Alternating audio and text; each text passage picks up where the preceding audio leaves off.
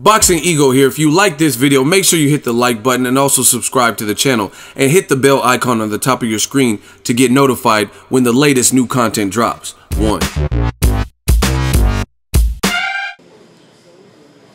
Boxing Ego, I'm with the man, Peter Quillin, Kid Chocolate. We're in the Virgil Hunter Gym Bay Area. Now, you've migrated. You've been all over the world, from Grand Rapids to New York, Bay Area. How's life?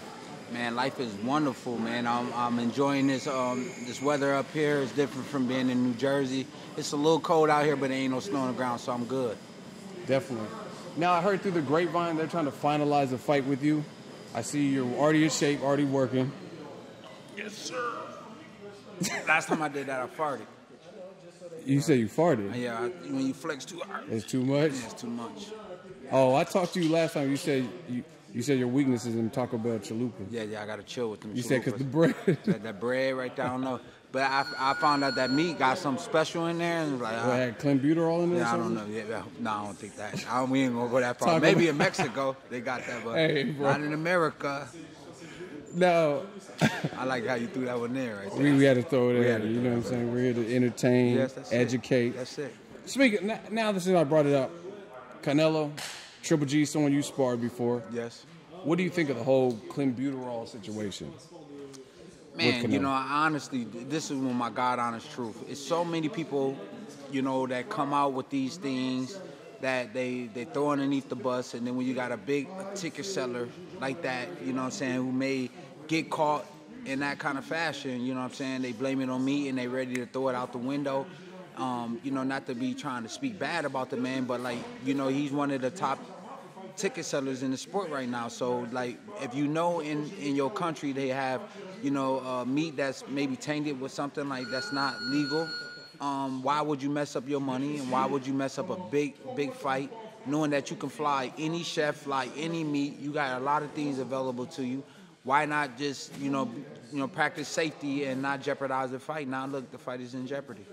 Definitely. Canelo got suspended, I guess, until a hearing with the Nevada State Athletic Commission. What did they do with Antonio Tarver when something came out? They threw my man underneath the bus. Yeah, he hasn't fought since, I don't think. I mean, yeah, I think he did fight, but it's like, you know, some of the stuff came. You see how they, and not to be bringing the racist thing up, you know, like the black and the white and all this type of stuff, but they, you know, anytime something happen like with a black man, they ready to throw him out the bus. They ready to get rid of him. He out the sport, huh? Yes.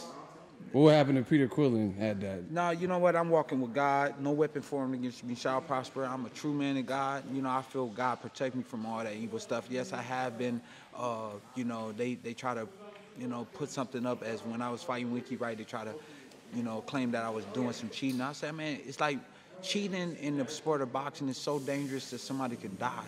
So why would I play with that? You know, and think about. You already got natural power. Yes, it's something that you got to be born with. You know what I'm saying? And you know, like I said, man, you know, the thing about it is this. This is how I have a logic on it. It's like, if you take a vitamin because you think it's going to help you out, ain't that just as much as cheating? You know what I'm saying? Just to try to think to have the edge, taking a supplement to have an edge. I don't care if it's a vitamin. I don't care whatever it is. I think anything can be on the borderline of cheating, man. You know what I'm saying? So, you know, for me, it's just like, you know, it's crazy how this sport is going. And this is not something you could play. You can't play boxing. This is, you know, people lose their life. So many fighters now just lost their. I heard about a kid who went to Panama and died. You know what I'm saying? Like, I can't imagine that, man. And definitely too much to live for. Now, I like talking to you because you always tell me stuff about boxing, but you also tell about the future, life after boxing. That's big to you. Yes. Like just having an exit strategy and like kind of what you're planning on doing. Why have you made that your business to think about your career, but then also think to the future? Well, let's put it like this. Yo, when you boxing, and especially as a young fighter, they always tell you, worry about boxing. Worry about boxing. But they don't never worry about the stories that's outside of that. Outside of the fighters that's been there, done that, who ain't got nothing. You know what I'm saying? There's a ton, too, It's yeah. a ton of those. I mean, we got to look at guys like Larry Holmes, who got a bunch of property in this place in Pennsylvania, and Sugar Ray Leonard, who got opportunities. He looked like he invested his money good. Mark Breland actually invested some money good. All these guys who actually can uphold a life after boxing. But sometimes when you're a boxer, and I know fighters that's young who drop out of school to become a professional boxer with the dream of being a world champion. And after that don't happen, what else can you do? You're going to go back to a gym, you're going to be a trainer, and you're going to be recycled through the sport, and you're not going to get no opportunity. Why is like the judges and the people that's higher up than the boxers on the low, they don't get the job. Then boxers don't get those type of jobs. We don't get judges as referees or judges in fights, or because after you been doing it so long and it's like your mental capacity go away. It's like, what other jobs can you do? You ain't learned to do nothing else. Only thing you knew in your whole job, your whole life is boxing. Now you got to go back and working at a regular job. You know what I'm saying? I'm glad that my dad was a Cuban hustler. Came here in 1980, like the beginning of Scarface. Just give me a little bit of cash, I'm gonna know how to work it. You know what I'm saying? So true hustler stuff. That's it. But like I said, it's sad though, because there's a lot of stories out there that you hear about these fighters that mean like, worry about boxing. Now they ain't got shit, and nobody's worrying about them. Nobody care about them. Nobody's setting up. Ain't no funds out here, retirement funds for no retired boxers out here. So for me, it's just like I want to make sure I break the trend of that. The biggest investment I got to my whole situation is a wife who works and don't need my money. You know what I'm saying? I got my kids who got a mom that love them. That don't.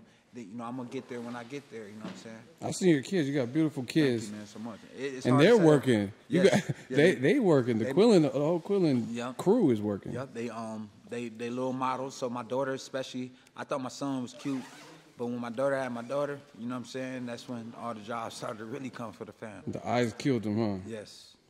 That's dope. Now I heard through the grapevine they're trying to finalize something between you and possibly J. Leon Love. Yes. I know that was, like I said, nothing is for sure until they tell you it's going to happen. Yeah, until you get there. I'm ready now. I know it's a fight that J. Leon wants. I know J. Leon been looking at me for a lot of years since I was the world champion, you know what I'm saying? So, I think this is a fight that he think that's going to make his whole career. But, you know what I'm saying? My job is to always to stop that from happening, regardless what happens in the fight. The Lord's will going to be done every time. But, so be it. If that's the fight, I think it's a great fight. It's a young guy who's in a situation where he's with a guy that's from my hometown, Grand Rapids, Michigan. That's his higher plateau. That's where he's at right there. You know what I'm saying? So for me, it's like I'm not worried about him. He worried about me more than I'm worried about him. Now, have you had any interactions with them? Have you sparred with them, anything like that in the past? I mean, me and J. Leon did a Vogue magazine. He was doing some modeling early in his career, and I was already pro, making my name for myself. So we did an Italian Vogue magazine, and we was both models in there. And he was telling me he was trying to make it to the Olympics. I guess that didn't happen.